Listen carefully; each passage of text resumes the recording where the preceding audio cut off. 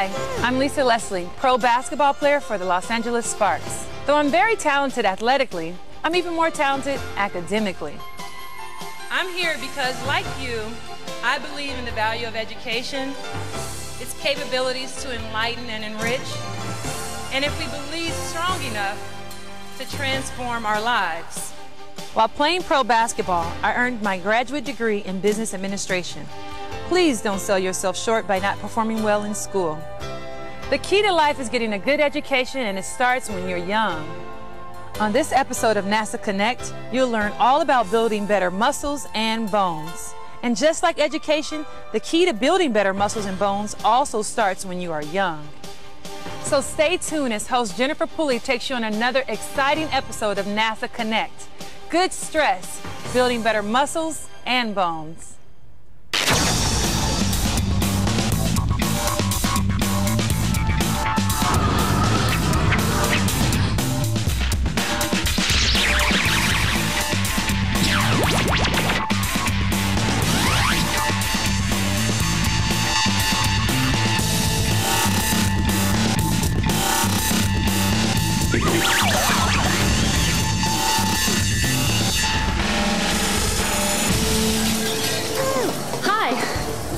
I'm Jennifer Pulley, and welcome to NASA Connect, the show that connects you to math, science, technology, and NASA. I don't know how you deal with stress after a long day at school, but for me, after work, I hit the gym. You know, stress can be caused by many things, such as being overworked, mentally tired, or just overwhelmed by our daily lives. In fact, how many of you get stressed out over an important test? I get stressed when I don't have enough time in the day to complete all my work. Does that mean that stress is a bad thing? While too much stress can be damaging to the body, too little of some kinds of stress can also be harmful. Let's look at 3 types of stress. The first is called physical stress. Activities like walking and carrying textbooks are physical stresses. The second stress, called mental stress, involves activities like doing math problems or taking quizzes. The third type of stress is called emotional stress. It can be either good or bad, like winning Science Student of the Year or receiving a bad grade on a test.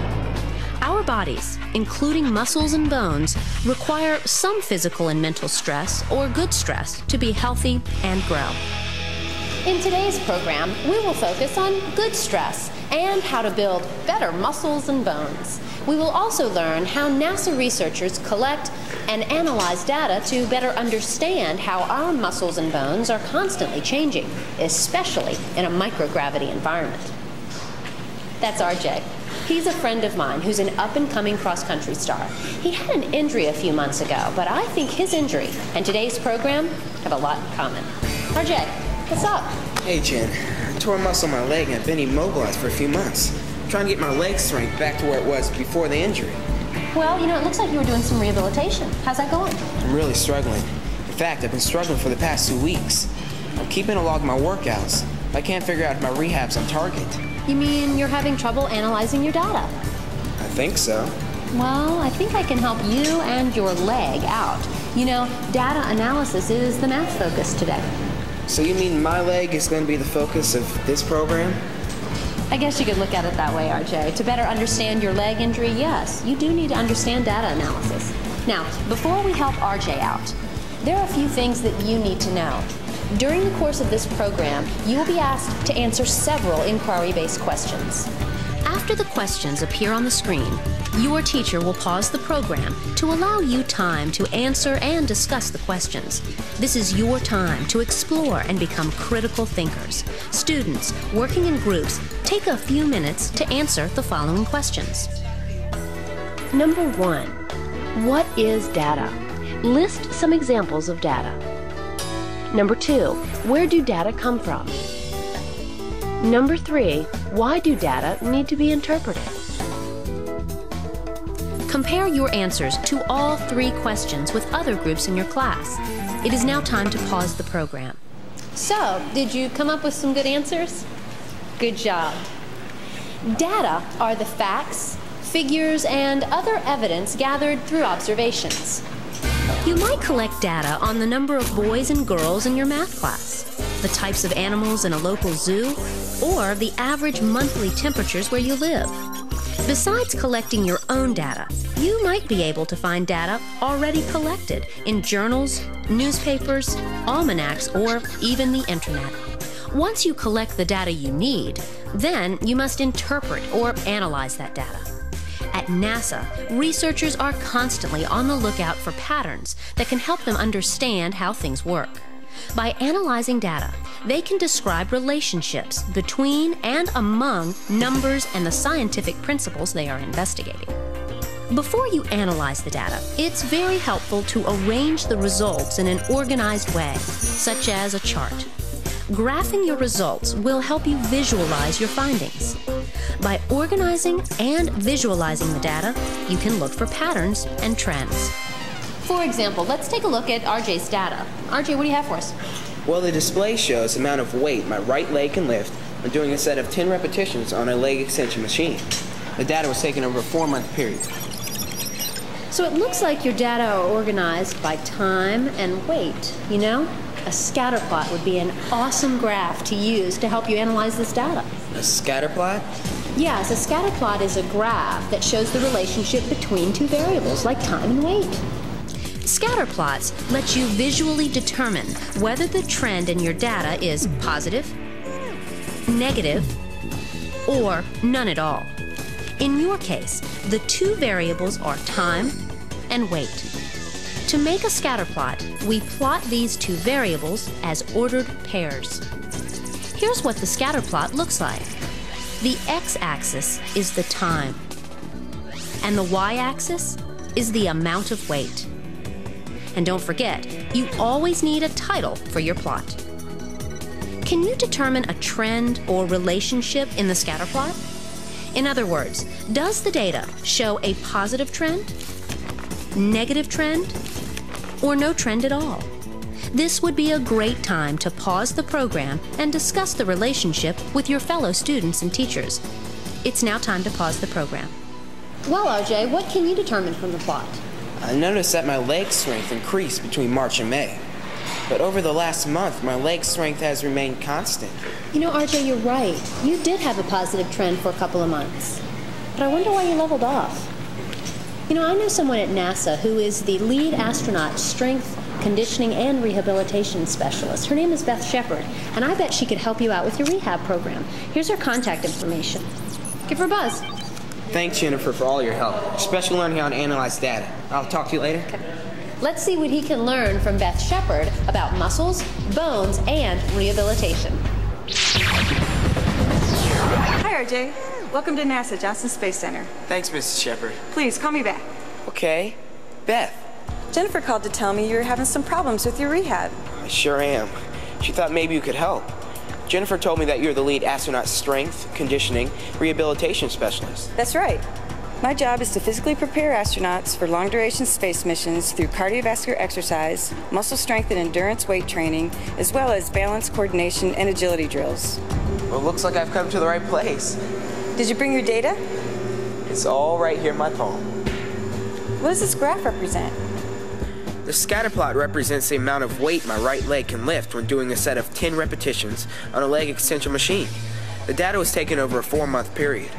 I need some help figuring out why I leveled off during the past month. What kind of muscle tear did you have? I remember my doctor telling me it was some kind of skeletal muscle. I never heard the term skeletal muscle before. Let me give you a crash course on the basics of muscles. Okay. This would be a great time to pause the program to answer and discuss the following questions. What are some types of muscles in your body? Why do astronauts' muscles weaken while working in space? What are some ways to take care of your muscles? It is now time to pause the program. Your body has 3 different types of muscle tissue: skeletal muscle, smooth muscle, and cardiac muscle. Skeletal muscles are attached to the bones of your skeleton. These muscles provide the force that moves your bones. They are also classified as voluntary muscles, meaning you have control over them. Smooth muscles can be found inside of many internal organs of the body, such as the walls of the stomach and blood vessels. They are classified as involuntary muscles, meaning they are not under your conscious control. The last type of muscle, cardiac muscle, is found only in the heart. It has characteristics of both skeletal and smooth muscles. I didn't realize there are different types of muscles in my body. Well, I definitely know now that I tore a skeletal muscle in my right leg.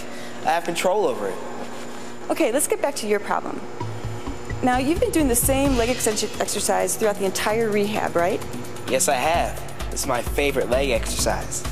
In order to stimulate growth or recovery, you need to change your workout every 4 to 6 weeks. If you do the same workout program over a long period of time, your body reaches a plateau. And in your case, you reached a plateau a few weeks ago. Gee, I better change my workout plan. Practice for the cross-country team starts in a few weeks, and I want to make it to the state finals. What do you suggest? Well, RJ, I would suggest adding some variety to your exercise program, such as bicycling, swimming, rollerblading, and resistive training with your own body weight. That sounds pretty cool. So, Beth, what kind of rehab program do astronauts go through? That's a great question, RJ. When astronauts return from long-duration space flights, their muscles and bones are weaker. For example, astronauts in space routinely use their arms to move around, but they don't use their leg muscles to resist gravity. The lack of muscle force can cause muscles to weaken or reduce in size. The main focus of my job is to prevent muscle and bone loss, starting with pre-flight and in-flight exercise programs. But because we haven't figured out how to completely prevent muscle and bone loss, the focus of the post-flight rehabilitation program is to return the astronauts' muscle and bone back to their pre-flight baseline. My team develops exercise programs that include cardiovascular conditioning, muscle strength and endurance, flexibility, and agility drills.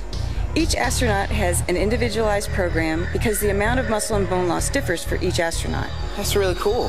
That sounds a lot like what I'm going through right now. It is very similar to your rehabilitation program. In fact, one of our astronauts, Leland Melvin, is doing a little rehab of his own. Hi, Mr. Melvin. Hey, RJ, how you doing? Are you rehabbing your leg as well? I sure am. I re-aggravated my hamstring muscle while playing pro football. Wow, pro football player. How'd you go from being a football player to being an astronaut? I injured my hamstring muscle while in training camp with the Detroit Lions, but it never fully recovered. In addition to working hard at sports, I did well academically in school. Too many young athletes today don't realize that sports can only take you so far in life. Our cross-country coach emphasizes that all the time. It's good grades in school that'll make me excel in life. Sounds like you have a great coach. So does your rehab program require mainly stretching? That's only one component. Exercise or good stress is important for maintaining both muscular strength and flexibility and for recovery. When you stretch and warm up thoroughly, your muscles become more flexible. This helps prepare our muscles for the work involved in exercising and playing sports. Also, warming up the muscles can prevent injuries. Like with your hamstring? Exactly, RJ. If you overwork or overstress your muscles, you can strain or pull them, and that's a form of bad stress. Now, I pulled my hamstring really bad, and that was some serious pain. Don't let it happen to you. And if you pull a muscle, you need to let it rest until the muscle heals. Sure did learn a lot about muscles today. Thank you so much for your help. Oh, and by the way, you mentioned that your job deals with muscle loss and bone loss. Do you know any good bone specialists I can talk to? That's right, you said you were immobilized for some time. Why don't you go and see Dr. Saunier here at NASA, and she can tell you all about bones. Thank you again, and have a great day. And Mr. Melvin, you better take care of that hamstring muscle. Hey, thanks, RJ. Take care. Before RJ speaks with Dr. Saunier, I think it's time for you to strengthen your muscles and increase your muscle stamina. The students at Oxon Hill Middle School will preview this program's hands-on activity entitled Good Stress. Hi, NASA Connect asked us to show you this program's hands-on activity. In this activity, you will be exploring the effects of stress on the muscles in your hands. And you will gain experience collecting, analyzing, and visually representing data. You can download a copy of the Educator's Guide from the NASA Connect website. Before you begin the activity, it's a good idea to review how to make and interpret 3 types of plots: scatter plots, box and whisker plots, and stem and leaf plots. Do you remember what a scatter plot is? A scatter plot is a graph that displays 2 variables as ordered pairs. You can use a scatter plot to determine how one variable relates to another. A box and whisker plot is a graph that summarizes a data set along a number line. There is a box in the middle and whiskers at either side. The least value of the data set determines the left whisker. The greatest value of the data set determines the right whisker. You form the box using quartiles. Quartiles divide the data into 4 equal parts. Box and whisker plots are useful with very large data sets or for making comparisons between data sets. A stem and leaf plot is a graph that uses the digits of each number to show the shape of the data. Each data value is broken into a stem, digit or digits on the left, and a leaf, digit or digits on the right. A key is needed to explain what your stems and leaves represent. A stem and leaf plot can quickly show the distribution of a data set and retains each data value. Your teacher can show you example problems using different plots. Now, are you ready to put your math skills to the test? Good. Now back to the activity. Working in groups of 2. Predict the number of times you will be able to click a clothespin between your thumb and index finger in your non-dominant hand for a 1-minute period. Record your prediction. Hold the clothespin in your non-dominant hand between your thumb and index finger. While your partner is watching the timer, count the number of times you are able to click the clothespin in a 1-minute period. Record the result. Rest for 1 minute, then predict again and repeat clicking the clothespin in a 1-minute period. You need to complete 3 trials. Be sure to hold the clothespin the same way during every time trial. Now, switch roles with your partner and have him or her conduct the exact same experiment and record the results. Each group will need to repeat the experiment every other day for 2 weeks. Record your predictions and results. This is the conditioning period. The stress induced by the clothespin on the muscles of the hand will cause the muscles to become stronger and gain stamina. Make sure you record all your data in a clear and organized way. This will help you to answer all the discussion questions and to produce visual representations of the data. And don't forget to check out the web activity for this program. It can be downloaded from the NASA Connect website.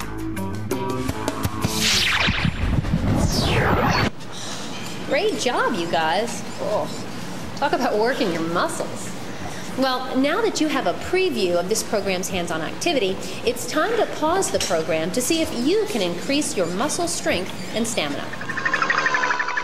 So, how was the activity?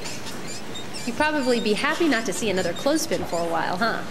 Hopefully it reinforced the math concepts that you learned earlier in today's program. Now let's review. First, we introduced to you different kinds of stress and how physical stress can actually be good stress. Next, you learned about the math concept of data analysis and how graphing is a powerful way to visualize data. Finally, Beth Shepard and Leland Melvin helped RJ and you learn about taking care of your muscles. Let's turn our attention to bones now and see what we can learn about our body's skeletal system. Let's catch up with RJ and Dr. Saunier.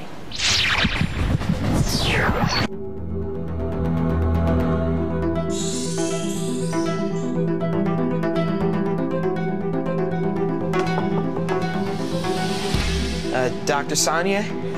Hi, RJ. Come on in. Take a seat. I understand you want to learn more about bones, their structure and function. I sure do. I want to be the best cross-country runner in my state, and knowing more about my body might actually be an advantage. And after meeting Leland Melvin, I want to learn more about astronauts and how their bones can be affected by spaceflight. Sure. I'd love to discuss your body's skeletal system with you. Students, working in groups, take a few minutes to answer the following questions. What does the skeletal system do? It may be helpful to sketch a picture. List some types of bones in your body and explain their function. What are some ways to keep your bones healthy?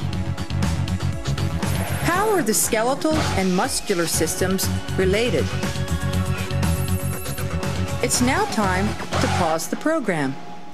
Without the skeletal system, your body would collapse. Your skeleton has many functions. It provides shape and support, protects your internal organs like your brain, heart, and lungs, enables you to move, produces red blood cells, and stores important minerals until your body needs them. You have about 206 bones in your body. For example, your arm consists of the humerus, radius, and ulna. Your leg consists of the femur, patella, tibia, and fibula. All your bones are connected to the vertebral column, or backbone, in some way. I mentioned earlier that the skeletal system enables you to move. Most of the body's bones are associated with muscles. The muscles pull on the bones to make the body move. So the muscles and bones in our bodies work as a system? That's a great observation, RJ. That's why we can't just learn about muscles without understanding about bones, and vice versa. Bones also store minerals such as calcium and phosphorus. These minerals make the bones strong and hard. They're packed tightly together. In fact, bones are so strong that they can absorb more force without breaking than concrete or granite rock. And bones are much, much lighter. Is there anything else in bones besides calcium and phosphorus? Yes. Bones also contain living cells and tissues, such as blood and nerves. As you grow, new bone tissue is produced. Even after you are grown, your bones continue to form new bone tissue. So what does the inside of a bone look like? Well, for example, let's look at a femur, or thigh bone. The femur, which is the longest bone, connects the pelvic bones to the lower leg bones. Notice the thin, tough membrane that covers all of the bone except the ends. Blood vessels and nerves enter and leave the bone through the membrane. Beneath the membrane is a layer of compact bone, which is hard and dense. Just inside the compact bone is a layer of spongy bone. Spongy bone is found in the backbone and at the ends of the bones. Like a sponge, spongy bone has many small spaces within it. This structure makes spongy bone lightweight but strong. The spaces in bone contain a soft connective tissue called marrow. Because my leg was immobilized for a period of time, does that mean that the bones in my leg were affected? Sure, your bones were affected. Not in terms of size, but in terms of bone density. So, RJ, do you have any idea how to keep your bones healthy? Well, I believe good nutrition and exercise is the key to strong and healthy bones. Way to go, RJ. You're pretty good. I learned about good nutrition and exercise from the NASA Connect program. Better health from space to Earth. Go to the NASA Connect website to learn more. You know, RJ, a well-balanced diet contains enough calcium and phosphorus to keep your bones strong while they're still growing. Meats, whole grains, and leafy green vegetables are all excellent sources of both minerals. Dairy products, including milk, are excellent sources of calcium. Exercise is also important to help bones become stronger and denser. But you don't have a problem with that because you work out all the time. I also learned that it's important to develop good nutrition and exercise habits when you're young. That's true. It's very important because your body's bones are still growing. Beth Shepard told me earlier that astronauts' bones become weaker and smaller after they return from space. How much do they lose? Well, it depends on a number of factors, such as spaceflight duration, amount of exercise in space, nutrition, and body chemistry. Most of the bone loss occurs in the lower portion of the body, primarily from weight-bearing bones. One study we conducted on astronauts on the ISS showed that the mean or average bone mineral loss in the hip portion of the femur, or spongy bone, ranged from 1 to 2.5% per month. About 1.35% per month in the pelvic region and 1% per month in the lower back or lumbar region. That's really interesting. So what happens when astronauts go to Mars and beyond? If an astronaut loses about 1% of their bone mineral in the lower back per month, then that means that he or she will lose roughly 12% over a year. Since the current missions haven't lasted that long, we don't actually know, but it is likely, and therefore we need to conduct more research to know for certain. You know, the more we can learn about how our bodies function in space, the closer we get to developing countermeasures that will significantly reduce the effects of bone loss and muscle loss while in space. Space research is important because it helps us to understand how our bodies function here on Earth. It is another tool to help us combat diseases such as the bone disease osteoporosis. Thanks, Dr. Sonia. If you ever need assistance with your research, just call me. I'll do that, RJ, and good luck with your training. Okay, take it easy. I think we'll be hearing more from RJ in the years to come, and hopefully we'll be hearing more from you. Don't forget to check out this program's Student Challenge, which can be found on the NASA Connect website. Well, guys, that wraps up another episode of NASA Connect. We'd like to thank everyone who helped make this program possible. Got a comment, question, or suggestion? Well, then email them to connect@lark.nasa.gov. So until next time, stay connected to math, science, technology, and NASA. And remember, the good stress in life. See you then. Worse on bones than sticks and stones, so give yourself a break. The muscles and bones, it's a mental and physical thing, so let's get in the zone. Yeah, come alive when you exercise. It won't take long to realize you feel better than you thought you could. No need to stress out when the stress is good. Come alive when you exercise. It won't take long to realize you feel better than you thought you could. No need to stress out when the stress is good. Flexibility and agility add up to greater ability. With cardio, your muscles strengthen. With endurance, life you may